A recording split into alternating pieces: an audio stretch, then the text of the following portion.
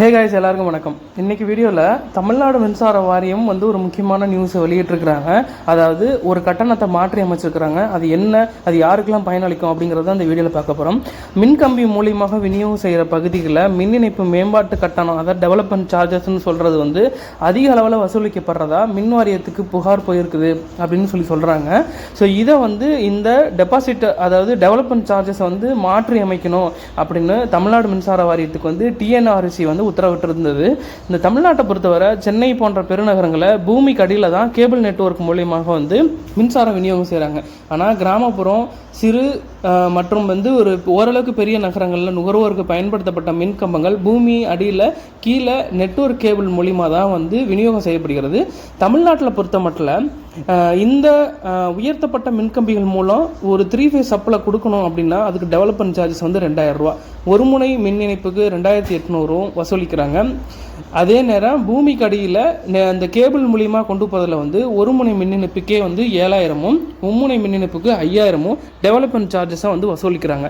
ஆனால் பூமிக்கு அடியில் கேபிள் நெட்வொர்க்கு விநியோகம் செய்யப்படாத பகுதியிலும் கட்டணம் அதிகம் வசூலிக்கிறதா பாதிக்கு மேலே பூமிக்கு அடியில் பாதி உயர்த்தப்பட்ட மின்கம்பங்கள் மூலம் விநியோகம் செய்யப்படுற பகுதிகளில் அதிக கட்டணம் வசூலிக்கிறதா மின் நுகர்வோர்கள் தொடர்ந்து மின் வாரியத்திடம் அவங்களுடைய கவலைகளை வெளிப்படுத்திட்டு வந்ததாகவும், அதன் அடிப்படையில் தமிழ்நாடு மின்சார வாரியத்திற்கு ஒழுங்குமுறை ஆணையம் இதை இந்த விஷயத்தை கையில் எடுத்துக்கொண்டு இதை ஒரு மாற்றி அமைக்கணும் அப்படின்னு சொல்லிட்டு 75% அதிகமாக பூமிக்கு அடியில் கேபிள்களை கொண்டு மின்சார விநியோகம் செய்கிற இடத்துல அதிக கட்டணம் வசூலிக்கக்கூடாது. அதே மாதிரி பூமிக்கு அடியில் நெட்வொர்க் 20% குறைவாக உள்ள பகுதியில் குறைந்த கட்டணம் வசூலிக்கணும் அப்படின்னு சொல்லிட்டு மின்சார ஒழுங்குமுறை ஆணையம் தமிழ்நாடு மின்சார வாரியத்துக்கு ஒரு உத்தரவு பிறப்பிச்சிருந்தாங்க.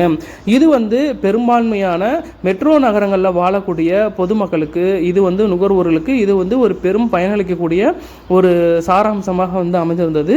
இதற்கான வரவேற்பும் மக்களிடையே நிறைய இருந்தது.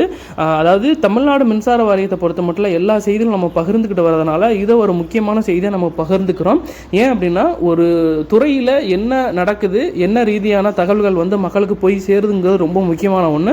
அதை பொறுத்த மட்டும் தமிழ்நாடு மின்சார வாரியத்தை பொறுத்த மட்டும் நம்மளுடைய சேனல்களில் அதிகபட்சமாக எல்லா தகவல்களுமே, மின்சார வாரியத்தில் நடக்கக்கூடிய எல்லா தகவலுமே அப் டு டேட் நம்ம பதிவு பண்ணிகிட்டே இருக்கிறோம். அதன் அடிப்படையில் தான் இந்த தகவலை நான் உங்களுக்கு கொடுத்துருக்கிறேன்.